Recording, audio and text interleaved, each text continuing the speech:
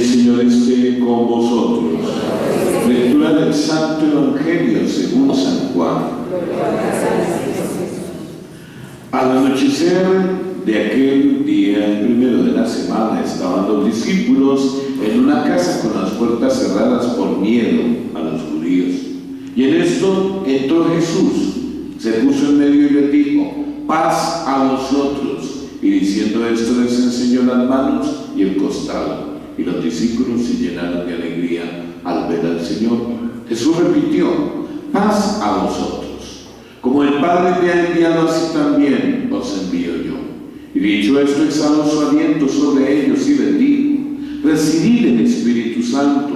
A quienes les perdonéis los pecados les quedan perdonados. A quienes se los retengáis les quedan retenidos. Tomás, uno de los 12 llamado el mellizo, no estaba con ellos cuando vino Jesús, y los otros discípulos le decían: hemos visto al Señor. Pero Tomás contestó: si no veo en sus manos la señal de los clavos, si no meto el dedo en el agujero de los clavos, si no meto la mano en su costado, no lo creo. A los 8 días estaban otra vez dentro los discípulos y Tomás estaba con ellos. Llegó Jesús, estando las puertas cerradas, se puso en medio y dijo: paz a vosotros. Luego le dijo a Tomás: Tomás, trae tu dedo, aquí tienes mis manos. Trae tu mano y métela en mi costado, y no seas incrédulo, sino creyente. Contestó Tomás: Señor mío y Dios mío. Jesús le dijo: porque me has visto, has creído, Tomás. Dichosos los que creen sin haber visto. Muchos otros signos que no están escritos en este libro hizo Jesús a la vista de los discípulos, y estos se han escrito para que creáis que Jesús es el Mesías, el Hijo de Dios, y para que creyendo tengáis vida en su nombre. Palabra del Señor. Tomen asiento, por favor.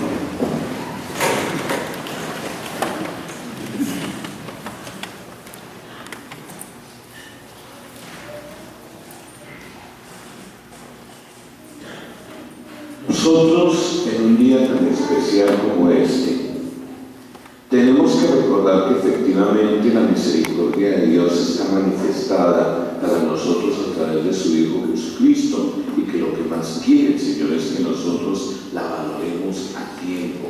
A tiempo, es que las cosas hechas a destiempo no tienen sentido y por el contrario no sirven. Y por eso cuando nosotros observamos o vemos a la luz de la palabra todas estas situaciones que van dándose después de la Pascua, lo que más tenemos que entender es que lo que quiere el Señor es fortalecer la fe de todos aquellos quienes lo acojan a Él de verdad.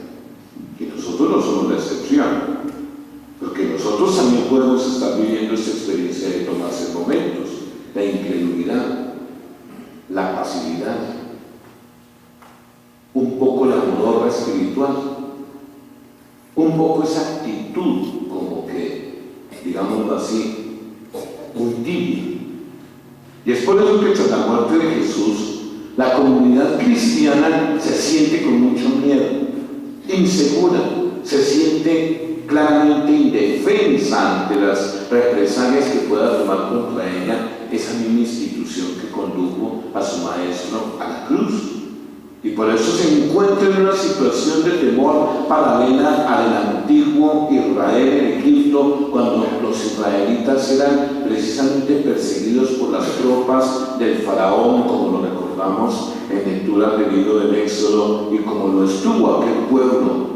Indiscutiblemente los discípulos en este momento también están en la noche, ya anochecido, en que el Señor va a sacarnos de la opresión, como dice también el Éxodo.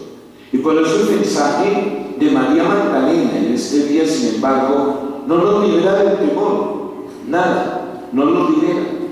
No basta tener noticia del sepulcro vacío, solo la presencia de Jesús puede darles seguridad en medio de ese mundo hostil que les tocó comenzar a vivir como primera comunidad cristiana. Pero todo cambia desde el momento en que Jesús, mis queridos hermanos, que es el centro de la comunidad, aparece en medio de ellos como punto de referencia, como fuente de vida, como factor de unidad, que es lo que ellos están en ese momento requiriendo. Por eso, su saludo, podemos llegarlo a decir en estos términos: les devuelve la paz que habían perdido a la luz de todos estos acontecimientos que han sucedido en Jerusalén. Y más adelante, en estas lecturas de la Pascua, lo vamos a notar también con los discípulos de Emaús, como ellos salen de Jerusalén, camino a la aldea de Emaús, van cabizbajos, van angustiados. Podemos decirlo en un término como bien claro: van frustrados por lo que ha pasado en Jerusalén. Sin embargo, sus manos y su costado, mis queridos hermanos, son pruebas de su pasión y de su muerte, y son ahora los signos de su amor y de su victoria, porque el que está vivo delante de ellos es el mismo que murió en la cruz. Y si tenían miedo a la muerte que podían infligirles los judíos, ahora ven que nadie puede quitarle la vida que Él comunica, porque Él les está mostrando que está resucitado. Por eso, este efecto, podemos decirlo así, de este encuentro con Jesús es la alegría, como Él mismo había anunciado, y lo había dicho claramente en el mismo Evangelio: vuestra tristeza se convertirá en alegría. Y ya ha comenzado entonces la fiesta de la Pascua, la nueva creación, el nuevo ser humano que es capaz de dar una vida para dar vida. De ahí que con su presencia Él comunica algo grande: es el Espíritu que lo resucitó a Él de entre los muertos, como Él mismo había anunciado. Les da la fuerza para enfrentar ese mundo hostil, para ir adquiriendo la seguridad interior, para liberarnos, mis queridos hermanos, para que sean capaces de ser portadores de mucho amor y de mucha misericordia, para que ellos puedan.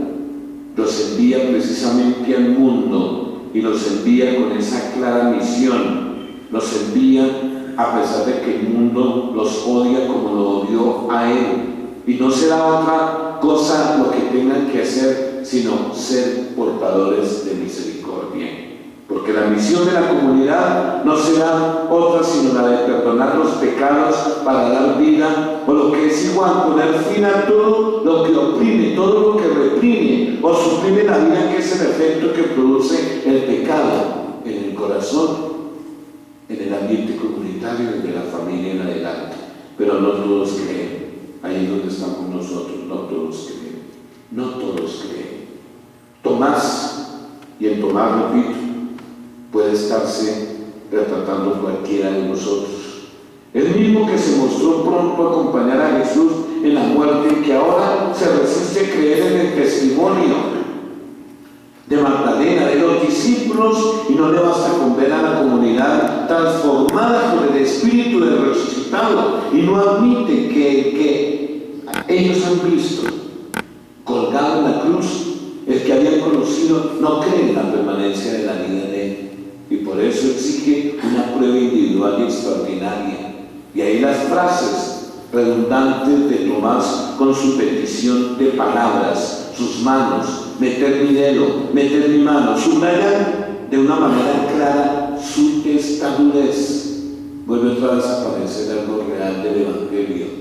¿Por qué sois tan necios y torpes para entenderlo? Va a decir a los discípulos de Emaús. No busca a Jesús fuente de vida, sino busca una reliquia del pasado, podemos decirlo así, y necesitará para creer unas palabras del Señor.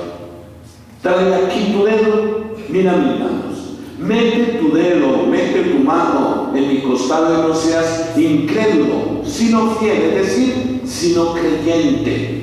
Y Tomás, que no llega a tocar a Jesús, pronuncia la sublime confesión evangélica de fe, llamando a Jesús Señor mío y Dios mío, una profesión de fe, y con esta doble expresión alude precisamente a Jesús mismo, quien llamaba al Señor, siempre dispuesto a lavar los pies de sus discípulos, como lo hizo en el Jueves Santo, y al proyecto de Dios realizado ahora en su Hijo Jesucristo, de hacer llegar al ser humano a la cumbre de la divinización, realizando ahora en Jesús a través de la cruz.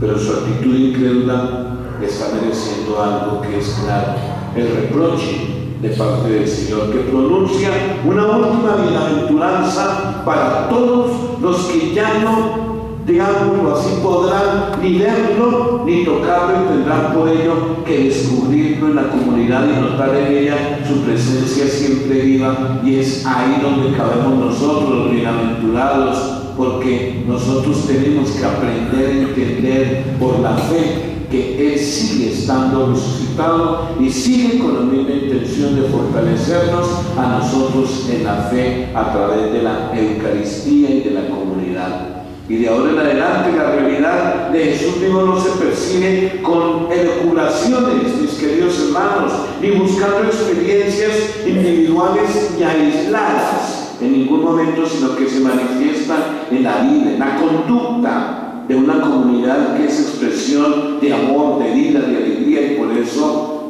esa comunidad que escribe los hechos de los apóstoles, una comunidad cuya utopía de vida refleja esa lectura, comunidad de pensamientos, sentimientos comunes, de puesta en común de los bienes, de reparto igualitario de los mismos como expresión de su fe en el Señor resucitado, es decir, una comunidad como la define la primera carta de Juan.